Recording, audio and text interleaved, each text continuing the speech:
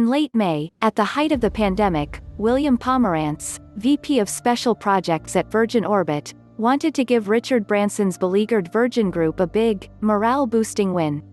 Branson and his team were suffering a disastrous lockdown. The entire Virgin Atlantic airline fleet was grounded, 3,550 jobs would soon be cut, and $1.9 billion was needed to rescue his business empire.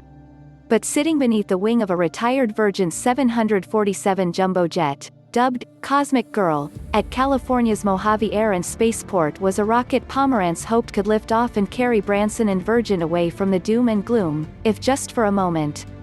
Virgin Orbit's small satellite launch service had come a long way since it was spun out of Branson's larger spaceflight operation Virgin Galactic in March 2017, with the business plan of launching small satellites into space for companies around the globe. Here it had an opportunity to do something special. We're all reading those same news stories and seeing the social media pile on and everything else, Pomerantz says of the problems facing Virgin Atlantic at the time. That motivates us. Still, failure is expected for first-timers like Virgin, and the pandemic applied even more pressure. We can't waste a single penny because that's something that could have been going to support our cousins and our brothers and sisters in the group, who have been financing everything we've done thus far, Pomerantz says.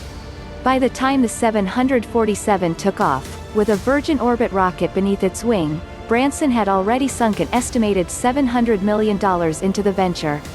Sir Richard watched on, alongside the 500 Orbit staff in a hastily arranged live stream, falling on a national holiday and featuring snaps of staff members' spouses, children, dogs and cats.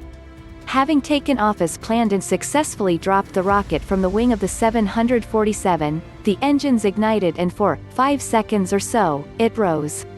But it didn't last. To Branson's disappointment, the rocket sputtered and stopped in what would later be determined to be the failure of a high-pressure fuel line. Fellow rocket man Elon Musk reacted with sympathy. "Sorry to hear that. Orbit is hard," he tweeted, adding that it took his firm, SpaceX, 4 attempts before reaching orbit in September 2008. Branson himself waited an hour before getting on the phone to CEO Dan Hart. His brain, as it does, just immediately turns to, "Well, how quickly can you try again?" Pomerantz recalls, describing the mood in the room as the sun set in California as a big step forward that nevertheless was nowhere near as big as we wanted it to be. "We are a way better company than we were the day we did that launch, but we didn't get to orbit.